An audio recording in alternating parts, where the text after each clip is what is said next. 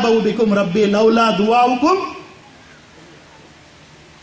నీవు ఆయన్ని పిలుస్తూ ఉంటే నిన్ను నిర్లక్ష్యం చేస్తాడా? ఇది తప్పు.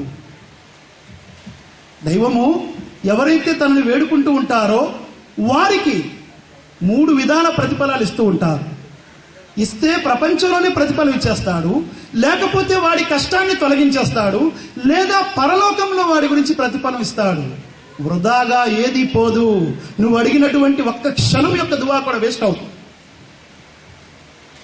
అందుకే అన్నాడు, కుల్ మా యాబౌ బికుం రబ్బీ లౌలా దుఆఉకుం ఫకద్ కద్దబ్తుం ఫసౌఫ యకూను లిదామా.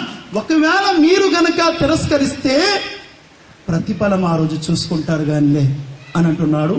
నేను ఇంతటితో ముగిస్తూ ఆ విశ్వప్రభు అయిన అల్లాహ్తో ప్రార్థిస్తున్నాను.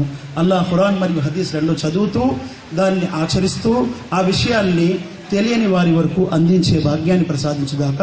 దేవా, ఎవరెవరికైతే నీ యొక్క ఈ సందేశం అందించే సౌభాగ్యాన్ని ఇస్తున్నావో వారికి నీ యొక్క దావత్, నీ యొక్క పిలుపుని అంగీకరించే భాగ్యాన్ని కూడా ప్రసాదించు.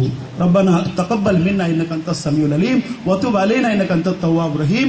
సుబ్హాన రబ్బిక రబ్బిల్ ఇజ్జతి అమ్మా యసిఫూన్ వసలామున్ అలల్ ముర్సలీన్ వల్హమ్దులిల్లాహి రబ్బిల్ ఆలమీన్ బిరహ్మతిక యా అర్హమర్ రాహిమీన్.